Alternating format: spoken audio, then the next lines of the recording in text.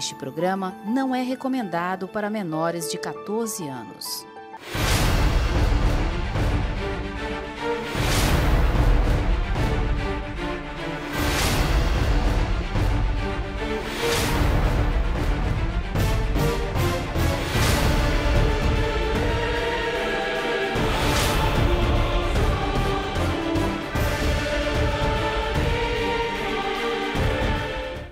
Boa noite, terça-feira, peço licença para entrar em vossa casa e hoje nós vamos bater um papo sobre business, eu acho que é isso, business. Estou recebendo aqui José Everaldo Fernandes, pai de 3 filhos, casado, pai de 3 filhos, 4 netos, os filhos já empreenderam na família, né? Ele é formado em gestão empresarial, em economia, proprietário do Shopping do Automóvel, Guararapes, o Auto Shop Via Eventos, presidente do Sindicato dos Revendedores de Veículos Automotivos do Ceará e vice-presidente da FENAUTO, Federação Nacional das Associações dos Revendedores de Veículos Automotores. Hoje eu dei uma gaguejadinha porque eu estou sem o óculos, mas deu para entender. Boa noite. Boa noite, eu vou lhe dar um desconto por falta do óculos, só corrigir meu nome, é José Everton. Ah, Everton. Everton. Desculpa, então. Não, mas boa noite a todos. Rafaela, como é que iniciou a semana? Bem, o final de semana, as crianças? Gente, final de semana excelente, né? Ganhei muitos presentes, dia do professor. Ah, é? Foi domingo, né? Parabéns. Dia do professor. Estou esperando de vocês aqui, né? Que ainda ninguém me presenteou. Falando em presente, estou esperando o meu casamento do Rebouças até hoje. Pois é. Quanto tempo que eu cobrei o meu? Quanto tempo que eu casei? Não sei. Faz uns 2 meses, né? É, por aí, uns 2 meses. Porque teve uma cena que me chocou tanto que eu tô ainda atordoado. Mas tá, tem a ver o mas tá presente chegando, com tá chegando. Com o Não, eu fiquei só atordoado. E aí, Rafaela? Mas vai dar certo. Então, pessoal, boa noite aí, você que está em casa. Hoje nós vamos falar de um assunto que interessa a você, a mim, né? Que eu amo carro brasileiro, adoro carros, né, Everton? Então a gente vai falar sobre esse assunto bem interessante. Verdade, vamos falar sobre o mercado automotivo e também um assunto que apaixona todos nós e que é o meu dia a dia. Então, estou no mercado comecei em 82, tem que fazer as contas. Já. 1982. Não, e sou da segunda geração. Já você vai falar a tua história desde o início. Show. Áurea. Boa noite, nossos telespectadores, boa noite, nossos colegas aqui. E nós estamos aqui mais uma vez com um convidado ilustre, né? Que vai trazer muitas informações específicas sobre automóveis, né? Acredito que vai ser muito bom. Rebouças. Boa noite aqui ao nosso amigo Everton. Everton, porque nós temos um amigo em comum que é Everton. Aí, Everton. O Everton. Aí, o Everton é o clone, nesse... é o clone. Mas ele é o clone. Everton, pronto. Inclusive é pré-candidato já à Prefeitura de Fortaleza. Né? Então, muito boa noite Marciele, Áurea, muito boa noite. E a você, telespectador, principalmente, né? Que é o nosso motivo de estar aqui. E hoje com um tema realmente empolgante. Né? O Brasil tem uma história no automobilismo, né? Começou ali com o Emerson Fittipaldi. Depois nós temos aí um dos maiores campeões da história da Fórmula 1, que é o Nelson Piquet. É um cara que tem uma moral no mundo todo. Só no Brasil que não é respeitado como lá fora, infelizmente. Mas no mundo todo tem uma moral fora do comum pelos campeonatos que ele ganhou de Fórmula 1, inclusive junto às montadoras, BMW e outras. E é um tema que realmente é de interesse de todo mundo, porque todo mundo, mesmo que não goste de carro, vai ter que ter um. Né? Mas é muito difícil alguém que não gosta. Até as mulheres hoje em dia, né, já tem esse gosto pelo tipo de carro. Então, esse entendi essa discriminação. Até as mulheres hoje em dia. Porque eu não entendi carro essa... sempre foi brincadeira de menino, menina gostava de boneca. Mas tem isso, é? Tem, claro que tem. Né? E hoje as mulheres estão já se interessam tem dia mais que ele está muito empolgado e dá uns escorregão aqui no sabonete.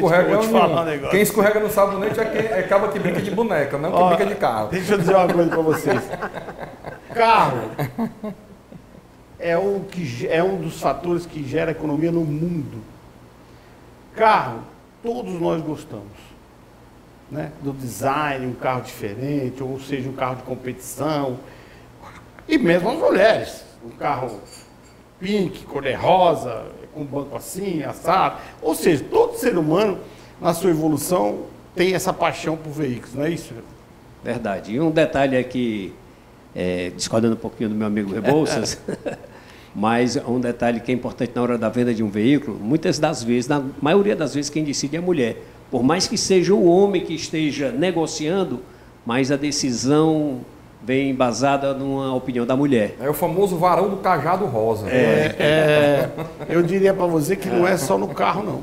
Não é só no carro, não, verdade. No carro, verdade. não. Você vai com a sua esposa comprar uma roupa, a camisa que escolhe é ela, muitas vezes, mesmo você não gostando da camisa, mas se ela gostou, ela que vai decidir você usar a camisa. A casa, eu tenho vários amigos corretores, e eles dizem, não, quem compra a casa é a mulher. O cara vai lá, a mulher, olha, eu gostei da casa, mas quem compra a casa é a mulher. Quem escolhe, quem vai. E eu acho isso muito certo, sabe por quê? Quem vai ficar a maioria do tempo cuidando do lar das crianças é a mulher, é a esposa. É verdade. Né? Os homens geralmente. Vai ser cancelado com essa tua fala aí. Os homens geralmente estão fora, estão trabalhando no seu dia a dia, batalhando para buscar o pão de cada dia. Mas o papo aqui não é esse. O papo aqui é saber um pouquinho da tua... Porque você tem uma trajetória de vida muito interessante. Apesar de eu estar te conhecendo nesse exato momento aqui no estúdio, né, eu sei da sua trajetória superficialmente, vamos dizer assim, profissionalmente, e você tem uma trajetória de vida muito interessante, e eu tenho certeza que o público em casa quer saber como é que, da onde você veio, como você nasceu, quem eram seus pais, contar um pouquinho, porque isso, de certa forma, estimula os novos empreendedores. Correto. Tá? Né? É isso que eu quero que você fale ao nosso público. E as histórias realmente nos inspiram e é importante. Eu costumo dizer, como líder da classe hoje, representando a categoria e presidente do sindicato, eu digo para os novos entrantes no mercado que nunca esqueçam que eles estão hoje entrando no mercado maduro porque alguém no passado já construiu uma estrada para que ele encontrasse muitas facilidades. Nós tivemos muitos avanços, muitos ganhos, que eu, no decorrer aqui do nosso tempo, se for possível, eu vou relatar, mas eu vou responder primeiramente a pergunta, Carlos, que você me fez, que é, eu sou natural do Iguatu, no interior do estado do Ceará, o meu pai era motorista de táxi, era um jipe na época, e muitas vezes ele ia a São Paulo buscar caminhão em São Paulo, só para entregar já lá no interior, né? Então, ele já estava no mercado automotivo, não na compra e venda diretamente, mas na praça. E, na década de 60 ainda, ele veio para Fortaleza e trabalhou no Grupo Palácio de Queiroz. Então, eu já sou de uma segunda geração. Meu pai, de certa forma, já construiu um caminho para que eu pudesse trabalhar no mercado de automóveis e comecei a trabalhar em motocicletas em 1982, né? Ainda na faculdade, mas trabalhando também. E em 1983 eu passei, de fato, para o mercado de automóveis, né? Carros de passeio. E já estou nessa caminhada esse tempo todo. 40 anos. 40 anos. Hoje, Um carro, né? meu filho já seria uma terceira geração, já está trabalhando com automóveis, tem uma loja de carros, fica ali na Austin Soares, Gol Car, aproveitar aqui, fazer um merchandising para ele aqui, gratuito. Gol Car. Gol de ir. Ah, tá. Gol Car. Gol, Não é gol de futebol, não. Inglês, gol. É gol em inglês, Gol Car. Muito bom. Sabe o que é importante essa sua fala? Para mostrar que você que quer empreender, você que é jovem, quer decidir o que fazer dentro do business, dentro do empreendimento, foco. Prestaram atenção? Sim. Foco. Pegar o objetivo e focar. E eu sempre falo, eu sempre digo para as pessoas, isso não significa que você não pode fazer um negócio ali ou outro paralelamente, que até faz parte da nossa vida como empreendedor, que eu também sou empreendedor. Mas foco, principal objetivo, qual é? Concordo plenamente. Concorda? Concordo plenamente. E o mercado automotivo, mais especificamente, é um mercado muito volátil, que os economistas chamam de elástico, né? E ele tem altos e baixos, né? Tem altos e baixos, momentos difíceis, de crise, de dificuldades, mas quem é profissional sempre permanece, consegue vencer e ultrapassar essas barreiras que o mercado sempre coloca. Agora mesmo nós estamos vivenciando um momento difícil de conjuntura mundial, que acaba afetando realmente a decisão das pessoas quando vão fazer um investimento mais elevado, como imóveis ou automóveis, e isso acaba impactando. Mas No geral, a gente diz também, costuma dizer que é um mercado de muitas oportunidades. Por mais riscos que possa ter esse negócio, principalmente no seminovo, que, diferentemente do carro 0 km, tem sempre uma fabricante, uma montadora por trás ali para fornecer carros na hora que você precise. No mercado de seminovos, não. Você tem que garimpar o seu estoque. Você tem que ter canais de relacionamento para poder comprar carros e ter no seu estoque. Você não pode chegar numa montadora e dizer eu quero 30 carros usados. Não existe, não existe. Então a gente enfrenta essa dificuldade. A maior dificuldade, de fato, no nosso mercado é a compra, a reposição de estoque. Vender tem as suas dificuldades, mas não tantas quanto a de compra, né? Principalmente porque o nosso produto, eu costumo dizer que nós às vezes damos mais garantias do que o carro novo. Porque o carro novo você tem uma garantia quando você faz a manutenção preventiva de acordo com a orientação do fabricante. Se você não seguir a orientação do fabricante, troca de óleo naquele período, você perde a sua garantia e não tem mais garantia. Muitas vezes, no carro usado, a nossa legislação permite que o consumidor faça algumas reclamações quando, de fato, ele fez mau uso do produto, mas nós somos obrigados, muitas dessas vezes, a dar uma garantia. Então, é um mercado realmente que tem alguns riscos. Estou aqui diante de um advogado, ele sabe do direito do consumidor, realmente a legislação... Só não sabe que é a mulher que manda, mas tudo bem, ele vai aprender ainda. Mas, olha, que talvez ele saiba, mas não queira confessar. Brincadeira, Carlos. Tranquilo. Mas, então, a gente tem essas nuances do nosso mercado, mas que eu acho que cada mercado também tem as suas, né? Então, eu conheço bem o meu produto, o meu mercado e sei das dificuldades. E é uma série de fatores que acabam impactando realmente nesse mercado e influenciando a questão da relação de oferta e demanda. Só para você ter uma ideia, nós tivemos agora no mês de julho, né?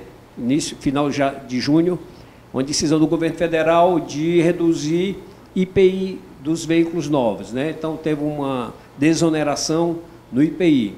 Muitas vezes a gente olha para uma decisão dessa do governo e vê com bons olhos, não é. Cada vez que o governo faz uma intervenção dessa de curtíssimo prazo, como foi o caso dessa intervenção, ele causa uma demanda exagerada naquele momento, as pessoas antecipam compra, né? Ia comprar no mês seguinte, vai aproveitar a oportunidade e antecipa a compra.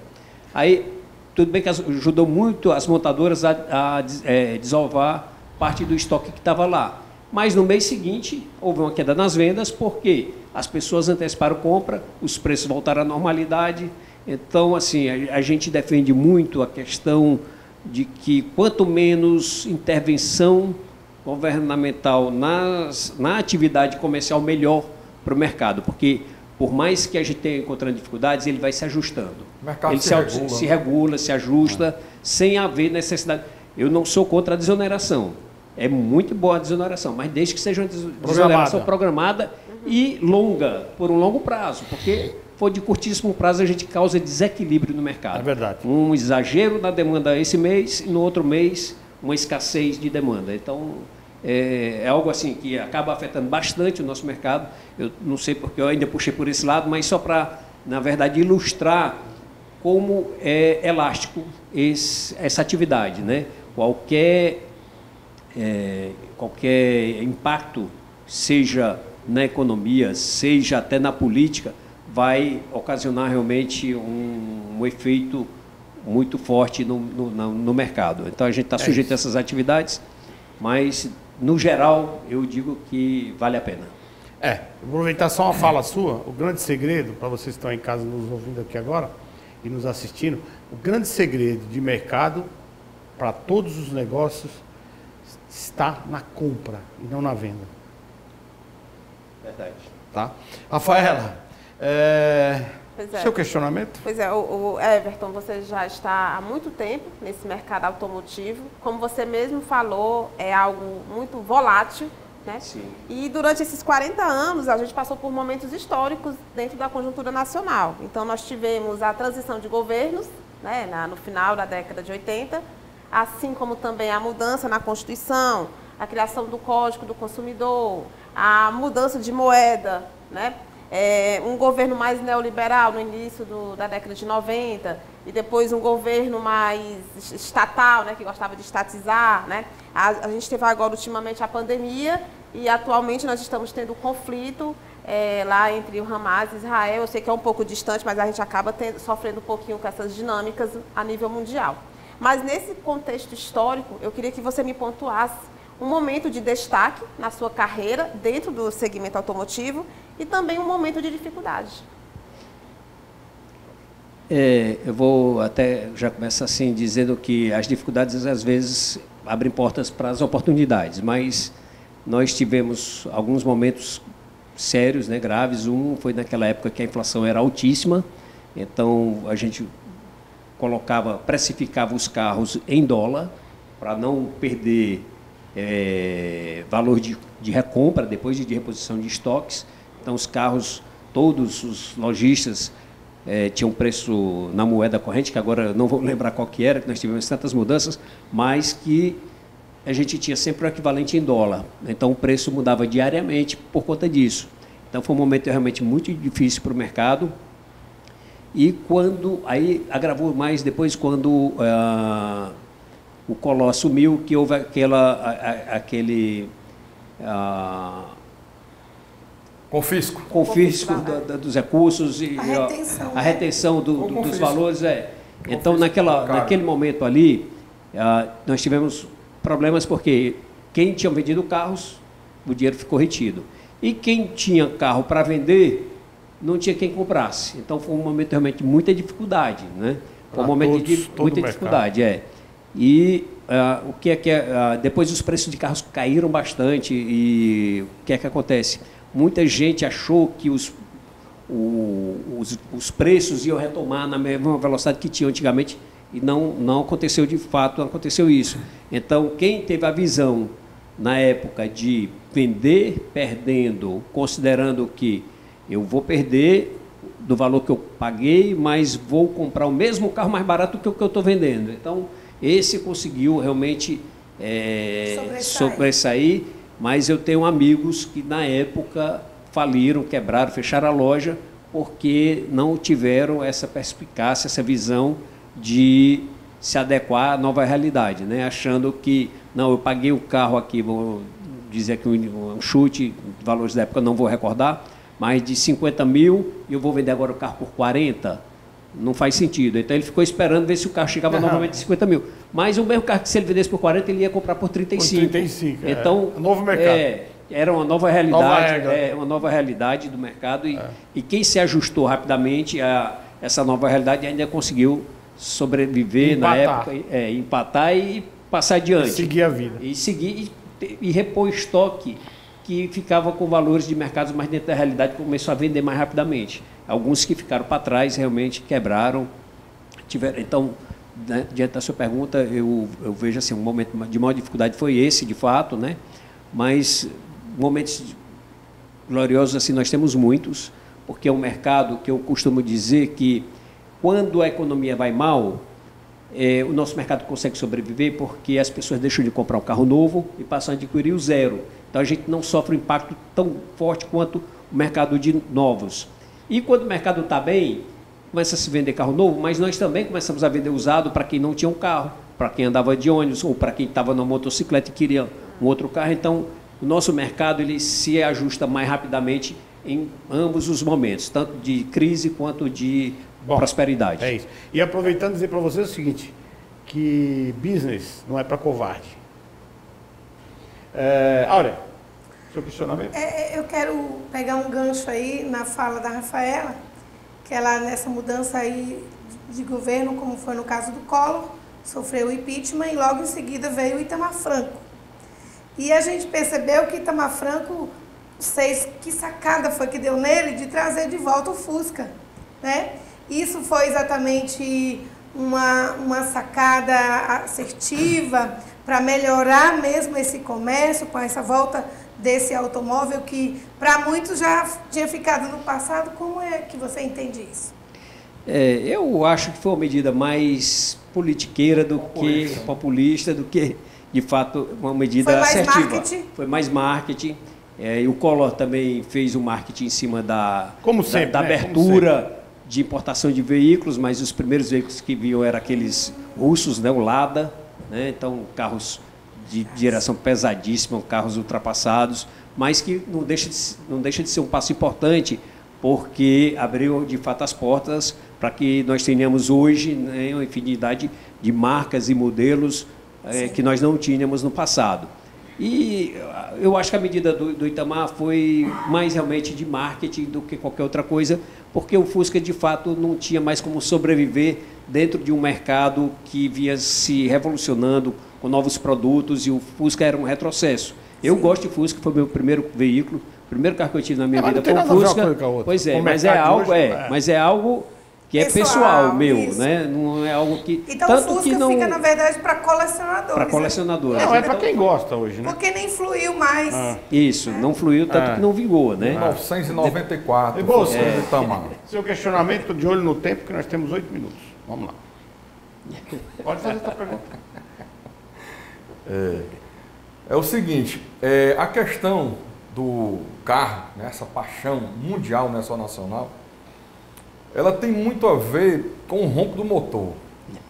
Né? Se você assistir uma corrida de FA, né, que é a Fórmula A, que é a Fórmula de carros elétricos, né, é um negócio assim, sem nenhum tipo de empolgação para quem está assistindo aquela transmissão pela televisão. Né? São aqueles carros iguaizinhos da Fórmula 1, muito parecidos, em alta velocidade, mas um silêncio sepulcral. Um silêncio assim que realmente perde o sentido a coisa, ao menos para essa geração até agora. Né? O bonito é o ronco do motor. E esses roncos de motores são exatamente o motivo que move a economia no mundo. Aliás, eu acho que é FE o nome, Fórmula Elétrica, né? Não é FA não, é FE, Fórmula Elétrica. E esse ronco dos motores é o que gera a economia no mundo devido aos combustíveis fósseis. Né? Esses motores com ronco bonito são carros movidos a gasolina, outros a etanol, mas a maioria combustível fóssil, a gasolina. Né? E você tem 41 anos, né? Começou com moto e 40 com carro, então passou por várias fases onde houve uma dificuldade devido ao combustível. Por exemplo, eu me lembro de uma época que os postos fechavam em torno de 9 horas da noite, porque não tinha mais combustível. E você com dinheiro no bolso, com o carro ali, e você não conseguia abastecer, porque estava faltando combustível. Foi um desses planos aí. E nós estamos agora nos aproximando, aliás, de um grande problema que vai afetar todo mundo, né? Com esse ataque terrorista lá contra Israel, e que envolve todo o Oriente Médio, que são os grandes produtores de petróleo do mundo. Quando estourar realmente a guerra terrestre e outros países entrarem, vai haver uma disparada no preço do barril do petróleo, isso é inevitável. Né? E nós já estamos com combustível alto, né? E vai para a estratosfera. O carro elétrico não é algo viável, pelo menos até hoje, é tanto que uma das maiores montadoras do mundo, a Toyota, não investe, porque sabe que é inviável em grande massa, para todo mundo, não tem como ter carro elétrico para todo mundo, pela questão mesmo técnica. E nós estamos aí diante desse grande problema que vai já estourar. Dentro da venda de carro usado, a procura pela compra dos veículos, a grande maioria dos consumidores leva em questão o consumo na hora de decidir pelo carro, ou ainda tem aquele nicho ali do cara que quer aquele carro, independente de ele beber ou não beber. O que é que acontece mais no mercado? E o que é que você está prevendo que vai acontecer no mercado de carro usado agora, com essa problemática que nós estamos para enfrentar aí? O comportamento, Carlos, das pessoas, dos consumidores, no decorrer do tempo vem mudando. De fato, nós que somos de uma geração já... Eu é que sou mais que vocês, mas vocês também já têm uma estrada percorrida. Nós vivenciamos um momento realmente que o barulho do motor, o ronco do motor, é algo que gerava até adrenalina na gente, né? Por mais que o carro não fosse tão veloz quanto esses carros elétricos de hoje, mas só o ronco realmente do motor já trazia uma motivação grande pela compra daquele determinado veículo. Mas, como eu falei, né, o comportamento vem mudando. Só para você ter uma ideia, eu vou citar agora, eu tenho 3 filhos, né? Meus 2 primeiros filhos, com 16 anos, já estavam me importunando para dirigir, para ter um carro, aquela coisa toda. Por mais que eu tentasse ali segurar e tal, para chegar nos 18 anos, mas eles já estavam planejando a compra do carro. Minha terceira filha, ela só foi ter o carro aos 20 anos, porque ela primeiro foi estudar fora, quando chegou já com os 18 anos, não, pai, não preciso do carro agora, não há necessidade. Então, eu já vi um comportamento numa mesma geração, né, diferença de poucos anos, mas a outra filha mais velha, com 16 anos, já estava falando de carros, né, do carro próprio dela. Hoje, assim, por mais que exista uma paixão muito forte, mas parte dessa nova geração, não toda ela, mas parte dessa nova geração, começa a ver talvez já como um meio de transporte e não como algo de uma paixão como nós tivemos. Alguns têm, né, eu não estou dizendo que não existe, mas hoje já não é tão forte quanto no passado, tá? Agora, em relação ao contexto aí que você fez, né, pura realidade, realmente não é viável os carros 100% elétricos. Hoje nós não temos estrutura para isso. Imagine se todos os carros fossem 100% elétricos e você tivesse que passar ali 2, 3 horas para reabastecer cada carro, né? E não haveria um blackout. E o blackout também. Que acontece na China hoje. Na China, a própria Alemanha, no ano passado, teve um mês que teve dificuldade pela quantidade de carros elétricos. É o híbrido, né? Vamos dizer assim.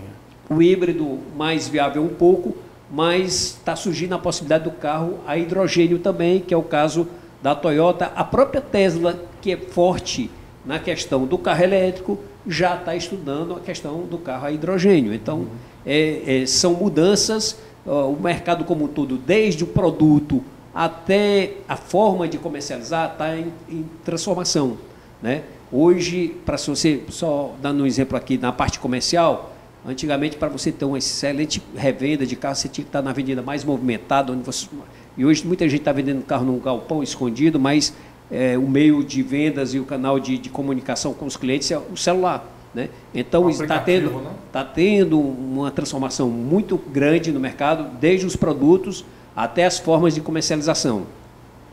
E, assim, o que a gente vê realmente é que os produtos que estão aí no mercado, pode ser que eles durem pouco tempo, porque novas tecnologias devem surgir, alguma inovação que possa surgir de repente, e os meios de comunicação, os meios de transporte vão ter que se mudar, se alterar. Nós aqui no Brasil, nós não temos o transporte público muito forte, mas em países que têm, muitas pessoas já deixam de usar o carro para usar um metrô ou algum outro meio de transporte, e o carro fica mais para um final de semana, para uma viagem, alguma outra coisa desse tipo. E já se fala até em carro voador, o secretário aí estava anunciando uma fábrica de carro voador aqui no Ceará. Aqui no Ceará, né? Já tem. Então, assim, são o quê? Carro voador. Não, é um carro. Na verdade, é como se fosse um drone. É um semi-helicóptero. É um semi-helicóptero, um semidrone, semelhante a um drone, mais ou menos. É algo, né, que para ser pilotado não é assim. Mas é algo né?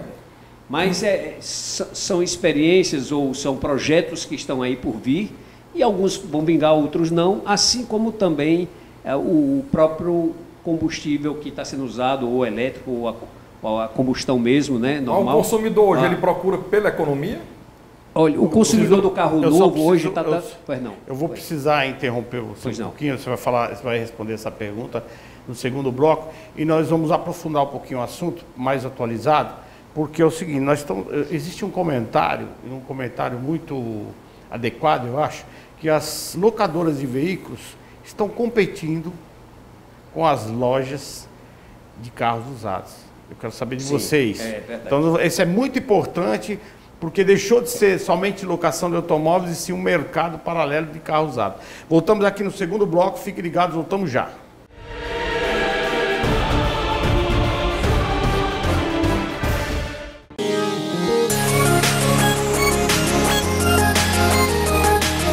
Quer passar um final de semana incrível, luxuoso e praticamente exclusivo aqui no Porto das Dunas? Então você precisa conhecer a Mansão Maciel. Gente, além de ser praticamente em frente ao Beach Park, você vai ter uma comodidade diferenciada. Porque aqui nessa linda e grande mansão são apenas 6 suítes. Gostou da Mansão Maciel? Eu adoro, eu vivo por aqui.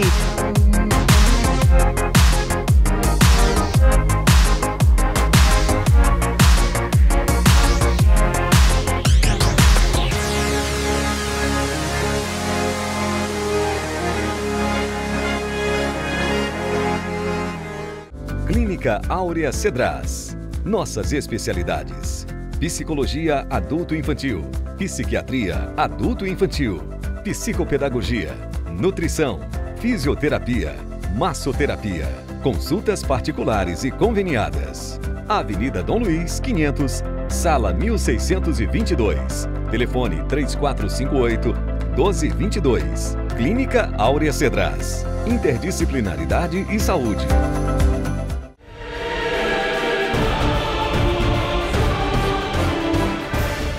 Voltando aqui no segundo bloco, você pode acabar de responder, mas eu estou curioso para esse fato que está muito sendo comentado no Brasil todo, e nós estamos vendo aí as locadoras de automóveis com mega lojas de usados e interrompendo de certa forma o mercado de quem há anos, como você e muitos colegas, trabalham com carro usado.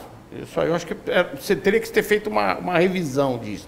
Existe até o comentário que as locadoras não estão mais preocupadas em locar carro, e sim em competir no mercado de carros usados. Mas eu não sou especialista, eu quero que você responda isso depois do questionamento do Rebouças aí sobre o... Rebouças, eu iria pedir ajuda só na pergunta novamente, por gentileza. Se hoje o consumidor, quando procura lá as lojas de carros usados, é um fator determinante o consumo do carro, ou não? Sim.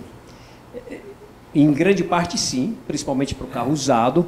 Agora, eu gostaria de abrir uma ressalva aqui. Os carros elétricos que estão sendo comercializados hoje está crescendo bastante e eles estão vindo com um preço bem mais competitivo do que o carro a combustão, tá? Então, tem muita gente comprando o carro elétrico, a BYD e outras aí estão vendendo bastante. Está surpreendente até a quantidade de carros elétricos que estão sendo vendidos, tanto o elétrico quanto o híbrido, mas principalmente o elétricos. E eles estão vindo realmente com preços que estão impactando realmente no carro a combustão. Os fabricantes estão tendo que até baixar um pouco mais o preço, tá? Para poder competir. Isso vai dar um problema. Está expandindo tanto que os novos condomínios agora todos, já maioria... tem. Mas a questão não é o novo condomínio, você sair de casa. A questão que as pessoas não enxergam é o futuro do negócio. Se eu sair, meu carro tem uma autonomia de 100 km, um exemplo hipotético. Então eu saio daqui 100 km, eu fui para Frecheiras. Ok? Sim. Fui para... Mas se você for para um lugar mais distante? Espera aí, não. Fui para Frecheiras, não. A autonomia é 100 km. Cheguei em Frecheira. Aonde é que eu vou abastecer meu carro? Tem alguns carros com autonomia bem mais. Sim, mas 600, eu estou dando um 700 exemplo. quilômetros.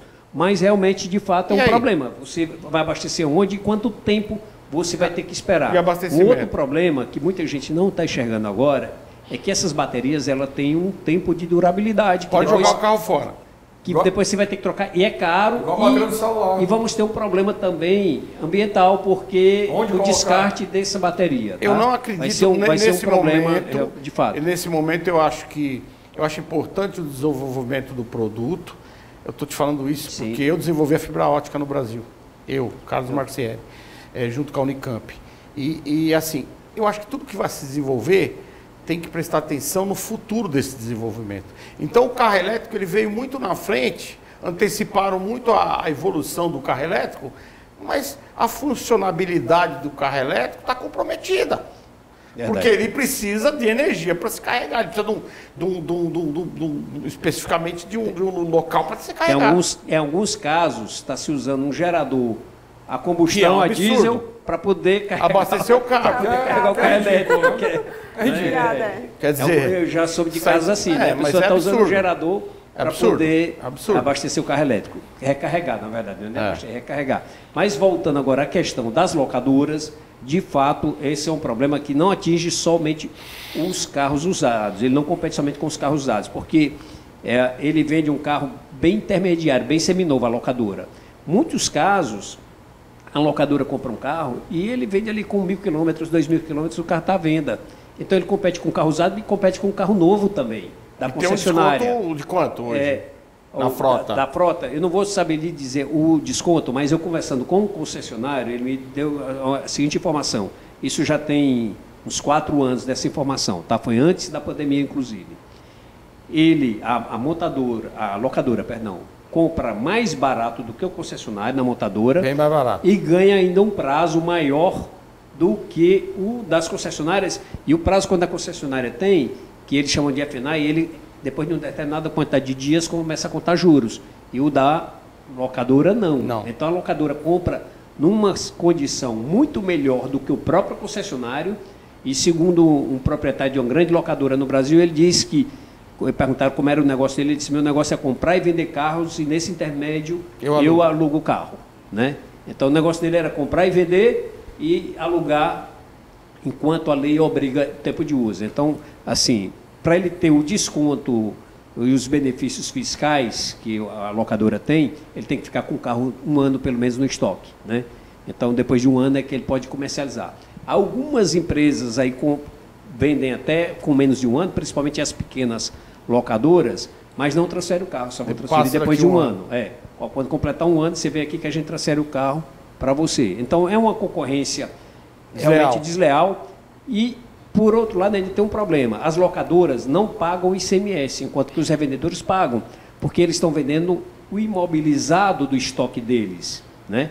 Então, a argumentação deles: nós estamos desfazendo do imobilizado, então não tem que pagar ICMS, enquanto que o revendedor, ou autorizado, ou de multimarcas, ele é obrigado a contribuir com o ICMS, e a locadora fica isento.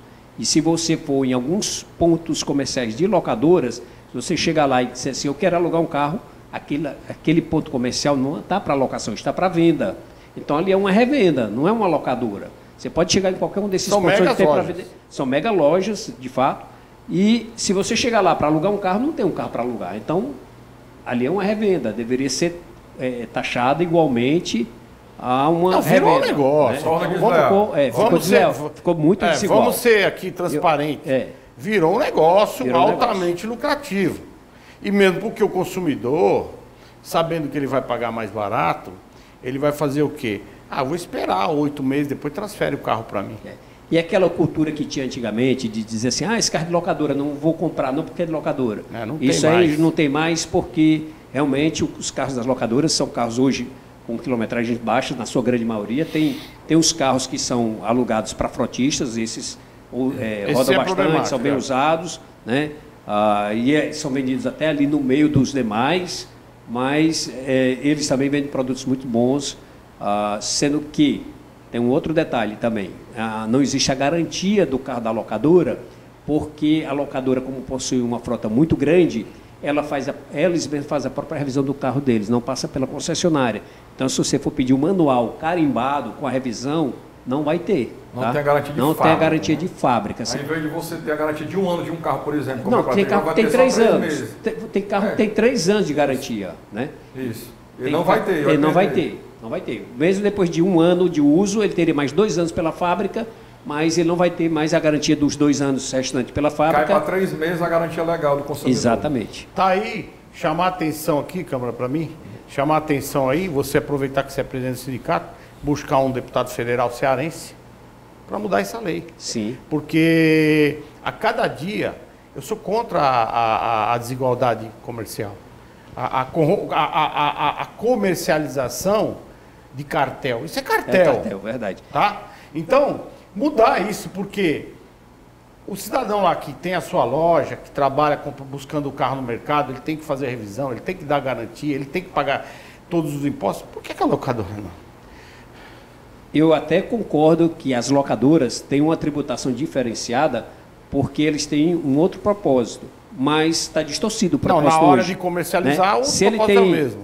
Se ele tem o desconto para realmente comprar o carro para locação, é uma coisa, mas para comercializar depois, né, aí já caracteriza realmente o comércio e não o serviço. Né?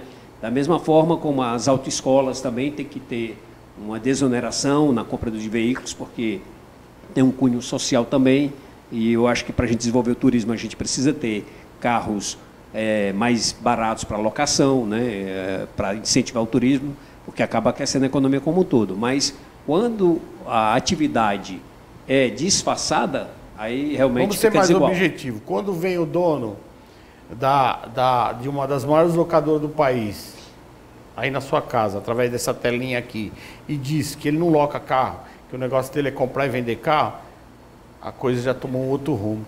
Eu não dou conselho para ninguém, mas eu, no seu lugar, procuraria um deputado federal para tentar alterar essa lei e adequar realmente, de fato, a quem a quem trabalha com carros de segunda mão, mas adequar, ficar uma coisa justa. Essa, de fato, é uma pauta que já está sendo observada pela nossa federação, tá? A nível nacional, porque não é um problema local, é nacional. E a competência para modificar a lei é federal. Federal. É federal, então, exatamente. Por isso, federal. o Marcieri falou no deputado federal, mas está sendo tratado isso a nível nacional, de fato. O direito tributário. Realmente é complexo. Complexo. É desleal, é injusto, porque a desoneração do carro que eles têm já bate na concessionária, pô. Qual é o valor do ICMS que hoje paga o revendedor de carro usado? No estado, cada estado tem um Ceará. diferente. São Paulo, por exemplo, eu acho que está em torno de 3,4, para ser preciso. 3,4. São Paulo esteve até mais alto, mas entraram na negociação. Aqui no Ceará, em 2004, nós conseguimos convencer os tributaristas da Cefaz que a carga tributária, na época, não era possível ser pago. Então, existia muita sonegação no nosso setor, porque a gente chegou a mostrar em estudos lá que, olha, se pagar, só dá para trabalhar para o Estado, não dá para trabalhar para ter retorno para o empresário. E nós chegamos num acordo em 2004, que o imposto é por estimativa aqui no Estado do Ceará. Então, dependendo do tamanho do pátio das lojas, é calculado o ICMS, é calculado no metro quadrado, tá? Aí se faz um estudo de quantos carros cabem ali naquele. Para você ter uma ideia, a cada 17 metros quadrados, nós pagamos 20 UFIR estadual, tá? Do Ceará. Então, esse é o valor que a gente paga por mês, 20 UFIR estadual para cada 17 metros quadrados de pátio. Então, o pagamento é pelo metro quadrado do pátio, não é por carro vendido? Não é por carro vendido. Por quê? Antes, como você não conseguia pagar todos os impostos e tinha muita sonegação, a gente preferiu fazer esse acordo onde o Estado não precisa mais ter um fiscal, um profissional caro, para fiscalizar uma atividade que ia deixar um resultado pequeno para o Estado. Então, o Estado manda o carnê anual, né? Você recebe de janeiro a dezembro, em janeiro do ano seguinte já sobe o valor, né? Carnê de ICMS. De ICMS. Então, a gente paga, se não pagar, já vai para a dívida ativa automaticamente. Sim. Não precisa fiscalizar. Então, depende do valor do carro, depende do valor do carro. Foi tudo feito numa média. É uma média inteligente. Eu acho inteligente 100% formal. Acaba com a informalidade, 100% acaba formal. com a sonegação. Isso. E o cara está ali naquele espaço, ele vai ter que pagar. A não ser que ele diminua o espaço. O secretário da Fazenda, eu quero elogiar, que era o doutor Zé Maria Mendes, na época, aceitou a nossa proposta. Eu achei uma decisão certeira. Para poder o setor sobreviver. Todos pagam. A gente teve, na época, no sindicato, até muita gente chateada porque quem não pagava passou a pagar. Sim. Teve que pagar. Ó, eu vou dar aqui o resultado disso aqui. Quando a gente levou a proposta, os tributaristas da casa, né, tiveram suas dúvidas e tal, depois de 2 meses a gente foi lá e o secretário chamou uma pessoa de lá da secretaria e disse assim, me dá o resultado do setor de seminovos do Estado do Ceará. Aí ele disse, no primeiro mês arrecadou mais do que nos últimos 12 meses.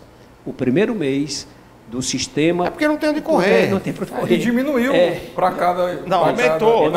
No primeiro mês... Diminuiu a sonegação. Não, mas... Zerou a sonegação. Zerou a sonegação. Zerou. Diminuiu o valor que cada empresário pagava. Vamos lá. Melhorou o empresário. Rafaela. Meu Deus, como o Estado, ele tem a mão pesada, né? Eu enxergo o Estado como uma pessoa gorda e preguiçosa. É um sócio. Gente do céu. Mas assim, perdão, Rafaela, tem a mão pesada, mas é possível a gente negociar. Foi difícil essa negociação. Precisou um secretário chegar com uma visão de mercado para poder entender e realmente até hoje está funcionando. E é exemplo, até somos case para alguns outros estados, mais uns 2 ou 3 aí andaram copiando o nosso modelo. O sentimento é bom. É o que dá fôlego à economia, a visão de mercado e não a visão estatal, né? Sim. Mas, Everton, o nosso programa ele é composto por uma audiência também de muitos jovens. Jovens estes que estão entrando no mercado de trabalho, que assim como você falou, querem fugir do transporte público, que quando eu comecei a trabalhar, a primeira oportunidade que eu tive de comprar meu carrinho, que não foi zero, aliás, todos os meus carros sempre foram seminovos, eu tentei e comprei, né?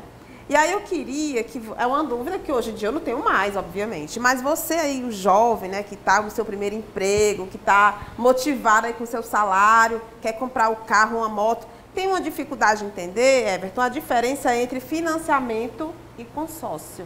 Aí eu queria que você fizesse esse pequeno esclarecimento aos jovens que estão nos assistindo. Importante. Boa pergunta, excelente, na verdade. Tem uma diferença grande, tá? Eu já vendi consórcios e, num determinado momento, achei muito interessante o negócio de consórcio.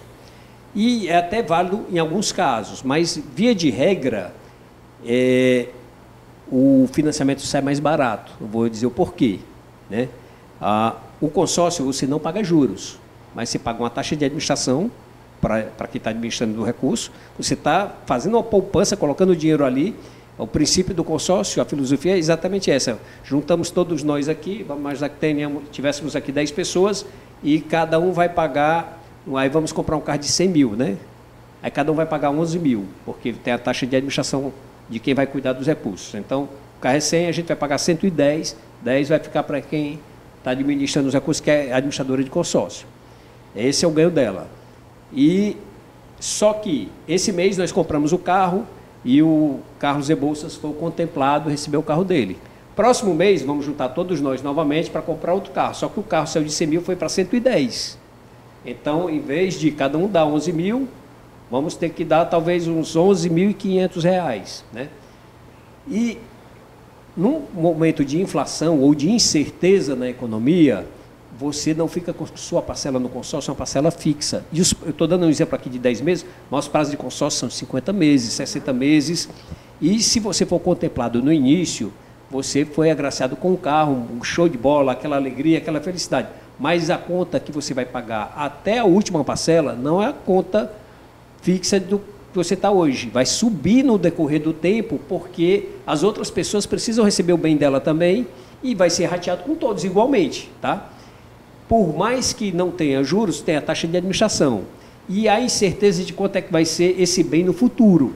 Então, eu tenho minha ressalva no consórcio só em relação a esse aspecto. Se a gente tivesse uma economia mais estável e que a gente pudesse fazer um planejamento realmente de médio prazo, seria um negócio excelente. Um sonho. Ou, é bom, assim, eu estou fazendo consórcio, eu não quero tirar agora, quero tirar lá no final. Aí é bom. Aí é bom.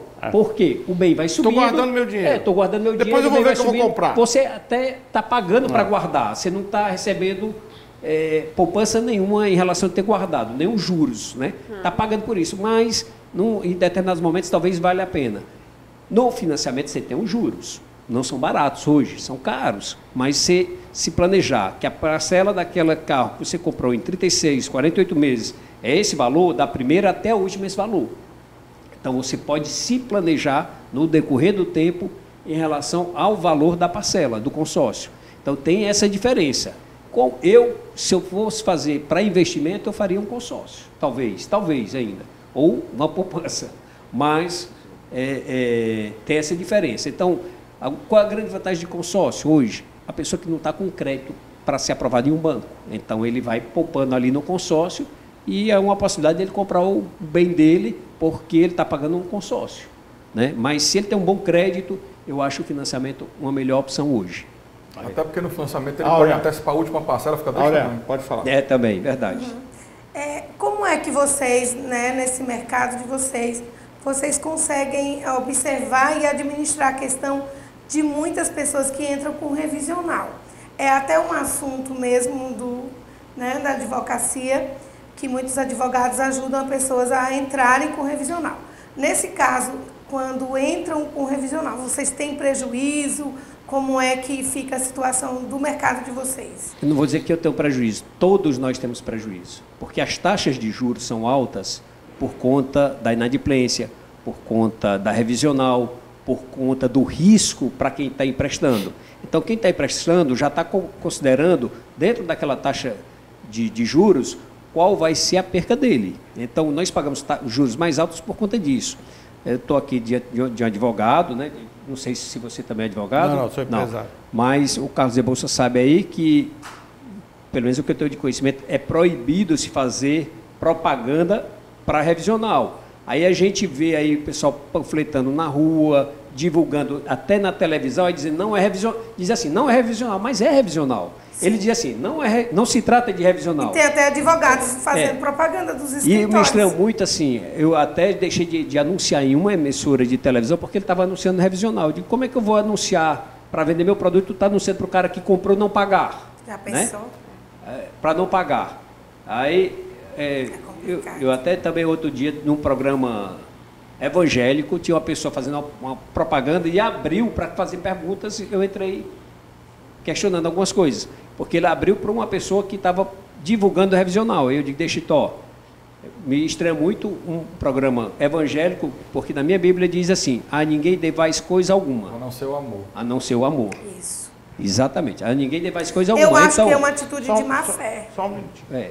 Então, é atitude de má fé, porque... Não, nem muitas... sempre, nem sempre. Às vezes é abusivo, por parte dos Mas por mais que Hoje seja é má fé. abusivo, vamos Hoje é má dizer, fé. que o juro seja abusivo, mas você não concordou na hora da compra? Você não leu, não sabia o valor da parcela, não assinou um contrato? Everton, você Então- e eu, nós sabemos que existe no ser humano a questão da impulsão. Não todas as pessoas têm o intelecto que eu e você tem. Por exemplo, hoje, se eu vou comprar algo hoje, eu vou até a concessionária, olhar o carro, vou ver o carro, vou pedir para o vendedor me mandar o contrato, que eu vou assinar de financiamento, que hoje todas as marcas têm o banco próprio. Eu vou analisar a taxa de juros, vou analisar tempo, vou analisar quanto eu vou pagar mais. Mas as pessoas não fazem. Muitas vezes, é como a Fara estava dizendo, o jovem, o novo, na ansiedade de ter o bem ali, de ter o carro lá, vai lá, assina, o pai assina, não, O famoso eu vou pagar. encantado, né? Se encantou. Quer dizer, mesmo que acontece no consórcio. No consórcio hoje nós temos um problema sério, que eu já discuti, trouxe isso na pauta, já denunciei para o DECOM, já bati, e nós continuamos tendo problema. Na hora que o cara vai vender o consórcio para você, ele diz, você pode ser contemplado. Daqui 2 meses você é contemplado. Só que ele vende para 100 pessoas aquilo ali. Como é que vai contemplar 100 pessoas em 2 meses? Primeiro, não existe isso. Não existe, Segundo, quando ele é contemplado, presta atenção, cadê o fiador? Pô, você está de sacanagem. Ninguém falou na hora de vender que precisava ter um fiador. Principalmente se for no início do... Que precisava ter um fiador para me pegar o bem. grupo. Ninguém me disse. No final, eles até... Ninguém me disse isso. E é uma prática constante, uma prática abusiva, que nós já denunciamos aqui, nós já denunciamos para o DECOM, já tive casos que eu particularmente levei para o DECOM, resolveu. Mas o público em casa não. Mas Então, existe muito a questão eu vou dizer aqui por impulso. Só um minutinho, deixa eu concluir. Existe muito a questão do impulso, do emocional, que nós temos que entender isso. Agora o impulso é pessoal e a decisão pessoal, É, porque agiu mas por é impulso. do maior. Se eu, por impulso, sou inconsequente, bebi e fui dirigir, outro pode pagar no meu lugar? Não. Mas é importante esclarecer para o nosso público aqui o Deveria seguinte. ser administrado, deveria ter uma taxa única que as financeiras, como é hoje nos Estados Unidos, é um valor e acabou. É aquilo que você paga em qualquer financiamento. Não existe um financiamento. Os americanos não deixam, por exemplo, uma instituição financeira atuar com 2%, a outra atuar com 1,5%. Pode ser menos, mas é até 2%. Permita ele corrigir, aí eu tenho conhecimento. É minha área e eu tenho conhecimento porque eu tenho um ex-sócio meu que tem loja de carros nos Estados Unidos. Eu queria só uma réplica depois, tá? Hoje, aqui no Brasil, o crédito também é o crédito dependendo do perfil do comprador. Sim, comprador, de risco. Hoje é o... A taxa de juros vai depender do perfil do comprador. É, o cadastro positivo chamado, né? Então, hoje é o cadastro positivo. Antes era pelo negativo. É o score hoje. Pelo score. Lá nos Estados Unidos, igualmente. Lá, se um comprador de carro tiver um score de risco elevado, a taxa de juros lá é alta. Não é baixa. Ela tem é baixa. Não, ela tem, alta. ela tem o máximo. Pode ter até o máximo. Se o seu score... mas ela é diferenciada do Então, mas do é o perfil. máximo. Se o seu score for excelente... Sim, aí você tem a taxa de juros mais baixa. Aí você pode negociar com o banco menos que aquilo. Agora, se o seu score é ruim, é até aquilo. Você não pode ultrapassar daquilo. Aqui no Brasil existe uma diferença. Aqui, cada agente financeiro faz a cabeça. Mas, Marcelo, é importante trazer informação aqui para o nosso telespectador aqui a respeito disso. Eu tenho visto comerciais aí, exatamente como o Everton falou aqui, na televisão, dizendo, ó, não é, tá com a parcela atrasada, vai ter busca e apreensão, ligue para nós, não é revisional. Isso é uma mentira, tá? É revisional. E eu vou dizer mais, o Marcelo, eu entendo o que você falou, Marcelo, que no impulso, até eu já fiz uma besteira dessa. E os juros de carro no Brasil financiado são extorsivos. E você paga 2, 3 carros no final. Por isso você tem que pensar bem antes de entrar. E vou lhe explicar por quê. Foi-se o tempo. Eu entrei com muita ação revisional. Não minha, de cliente, lógico. Mas foi-se o tempo e que a ação revisional tinha algum resultado positivo para quem estava financiando o carro. Não tem mais, não tem. Tá? O juiz vai decidir que você tem que depositar imediatamente. Se ele baixar alguma coisinha, ele vai mandar você depositar imediatamente, sob pena de busca e apreensão do carro. E geralmente não baixa mais nada não, porque exatamente porque você pactuou, certo? Teria que ter algo no meio do caminho que desequilibrasse o contrato entre as partes. Uma guerra, uma pandemia como houve tudo. Na pandemia eu negociei para muitos clientes, né? Uma redução de parcelas e até 2, 3 meses sem pagar a parcela para depois voltar a pagar do mesmo preço. Negócio é isso para vários clientes na pandemia. Isso. Mas no período normal não caia nessa. Sabe o que vai acontecer? Se você é disposto a financiar carro, você nunca mais consegue financiar um carro na sua vida. E perde o bem se também. você entrar com revisional. E outra coisa, né? Tem por aí um bocado de picareta, que o nome é esse, que chega para o cliente e diz, olha, consegui eliminar do juiz, deposite aí o dinheiro para mim que eu vou pagando a parcela todo mês. Já me procuraram várias pessoas que foram lesadas com isso. E vão pagando ali para aquela pessoa, a pessoa fica com o dinheiro, não deposita em juízo, muitas vezes nem liminar teve, e quando vê o cara está com um débito enorme junto à financeira e ainda está com a busca e apreensão do carro. Então, irmão, financiou um carro, ou paga, ou busca alguém que você venda e assuma a parcela. Porque essa história de revisional foi-se o tempo, não caia nessa. É isso aí. Bom, infelizmente nós poderíamos ficar aqui mais umas 3 horas batendo papo sobre todo esse mercado, você sabe disso, mas tempo de TV é tempo de TV. As suas considerações finais para o público em casa? Na verdade, é uma satisfação grande poder compartilhar alguns conhecimentos aqui. E nas minhas considerações finais, além do agradecimento, eu queria reforçar um ponto que o Carlos falou e que eu só gostaria de dar mais ênfase. Se você não quer perder o crédito para outras atividades, além de automóveis, para imóveis e qualquer outra coisa, se entrar com a revisional é um problema, não consegue mais comprar crédito de modo algum. Então, tem muito picareta, de fato, anunciando aí. Eu queria só reforçar isso aí e agradecer demais a todos vocês, tá, Rafaela, pelo convite de estar aqui presente e muito obrigado. É isso. Então, lembrando a vocês aí de casa que de terças e sexta-feiras às 20h30 e domingo a reprise às 18 horas. Fique ligado conosco aqui na nossa TV Metrópole.